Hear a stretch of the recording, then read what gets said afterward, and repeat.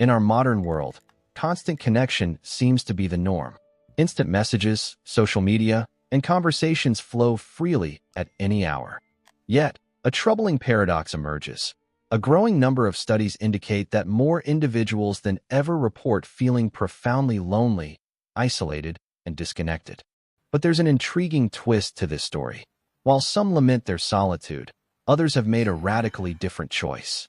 These individuals have consciously begun to withdraw from specific people in their lives, initiating a deliberate separation. They might glance at their phone, see a familiar name on the screen, and make a simple, definitive decision. The thought would be clear: not today, not now, and perhaps never again. And here lies the most astonishing part. They don't experience loneliness, nor do they feel broken by this choice. In fact, many of these individuals claim to have never felt such a profound sense of inner peace and tranquility. This leads us to a compelling question. At what precise moment does such a significant transformation occur? When does someone transition into the kind of person who chooses to step away and never look back? What's truly remarkable is that, for most of them, this wasn't always their nature. They weren't always like this. There was a time when they were the pillar of support, the one everyone confided in without hesitation. They were the friend who would answer calls at any hour, day, or night, always ready to lend an ear. They patiently listened for extended periods, absorbing others' burdens and offering comfort.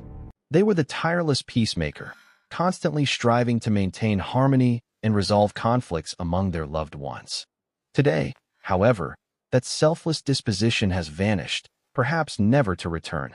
What's truly peculiar is that these individuals report no feelings of loneliness or brokenness. In fact, many describe experiencing an unprecedented sense of inner calm. This leads us to ponder, at what precise moment does such a profound shift occur? When does someone transition into the type of person who withdraws and never looks back? You were often the first call when things went awry, and you almost always responded. You consistently absorbed the same troubles, offering the same counsel. Despite observing that little ever truly changed, you would still be there for them, time and again. This cycle repeated endlessly, until one day something minor, almost imperceptible, took place. The phone rang, you glanced at the caller ID, and for the very first time, you chose not to answer. What followed was entirely unexpected. The world didn't crumble around you, contrary to what you might have anticipated. In reality, the opposite happened. Everything simply became a little quieter. This wasn't a sign of weakness. Rather, your brain was performing its fundamental duty, protecting you. Researcher Stephen Porges elucidates that our nervous system operates through distinct modes, one of which is dedicated to fostering social connection. This particular mode activates when we experience a sense of safety and comfort among others. However, there's another distinct mode that becomes active when the system detects excessive depletion. This depletion could be due to prolonged emotional stress or an extended output of energy. When this occurs, the nervous system strategically alters its behavior. It begins to reduce contact, retreats inwards, and prioritizes conserving its energy stores. This isn't because there's something inherently wrong with you. Instead, your body is simply interpreting a need to protect its vital internal resources. Emotional energy, in particular, is recognized as one of the most limited assets we possess. This brings us to a significant follow-up question that demands our attention. Where exactly did your nervous system learn that certain connections might pose a threat to your inner peace? For many individuals, the answer to this complex query begins long before their adult years. It frequently traces back to the crucial developmental period of childhood. You might have grown up in a setting where you were constantly attuned to your environment. This meant you learned to continuously read the room, so to speak, to anticipate. You were constantly observing the moods and emotional states of the adults around you. This defense mechanism involves reducing interaction and withdrawing to conserve energy. Your system isn't acting this way because of a flaw in you, but rather to safeguard its vital resources. Emotional energy is one of the most precious and limited assets we possess. Yet, this raises another crucial question we must consider. How did your nervous system come to perceive certain relationships as potential threats to your overall well-being? For many, the origins of this learning trace back to their formative years, long before reaching adulthood. Beyond observation, you developed an acute awareness of impending changes in the atmosphere. You could sense when a situation was on the verge of shifting or becoming tense. You instinctively knew the moments when it was safest to remain quiet. Or perhaps, you learned precisely when it was best to simply disappear from the scene. Psychiatrist Murray Bowen described a similar phenomenon he termed emotional cutoff. This pattern emerges when individuals realize that emotional intimacy can lead to stress or unpredictability. Consequently, the brain develops an adaptation, maintaining a certain distance, avoiding excessive reliance, and limiting vulnerability. What began as a protective mechanism in your youth can evolve into a deeply ingrained pattern that persists for years. But here, the story grows more complex, as not all detachment is equal. A true distinction exists between genuine self-protection and erecting universal, impenetrable barriers. Studies in health indicate that extended periods of isolation can negatively impact one's physical well-being. However, there's a crucial aspect that often goes unaddressed in these important discussions.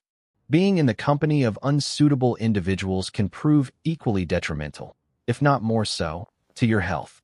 Therefore, the critical question isn't simply whether to allow people into your personal space. Instead, the true inquiry becomes, who genuinely deserves a place in your life and your trust? There's a fascinating characteristic among those who eventually distance themselves from particular relationships. Their decision to withdraw is seldom arbitrary. It's almost always rooted in valid reasons. Over time, they typically become exceptionally skilled at discerning recurring patterns in others' behavior. Consider the friend who only surfaces when they require assistance or a favor from you, or the relative whose expressions of affection are always intertwined with harsh, undermining criticisms. Then there's the individual who enters your life with great intensity, only to vanish without a trace soon after. Your mind begins to identify these repetitive cycles, promises made repeatedly, and behaviors that constantly recur. Once you've observed the same destructive pattern unfolding a sufficient number of times, you start to trust your own perceptions and the reality of what's consistently before you.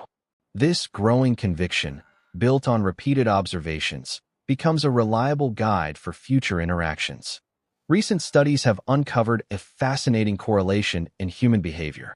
Individuals who experience significant emotional stress early in life tend to develop a heightened awareness of social cues. Their brains become exceptionally attuned to even the most subtle shifts in other people's conduct. This isn't a sign of paranoia. Rather, it's the culmination of extensive, lived experience. Your mind has dedicated years to observing, comparing, and learning from countless interactions.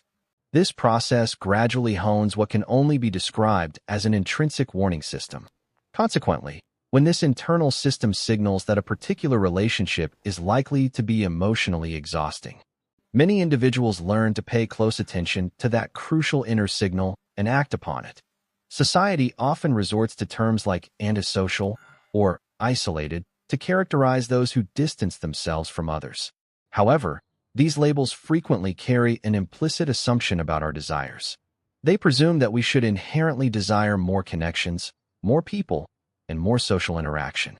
Yet, there exists a profoundly different kind of experience that defies this notion. This is the serene peace found in deliberately chosen solitude, a tranquility embraced willingly. It's not about being lonely or lacking human connection in any meaningful way. Instead, it's a distinct form of tranquility, a calm state achieved through conscious choice. Over time, your mind develops an internal alert system, not out of paranoia, but from years of observing and learning human behavior. This intuitive system helps you recognize when a relationship might drain your vital energy, prompting you to listen to that crucial inner signal. Society often assigns labels like antisocial or isolated to individuals who choose to distance themselves from others. However, these terms carry an underlying assumption that we should always crave more social connection and interaction.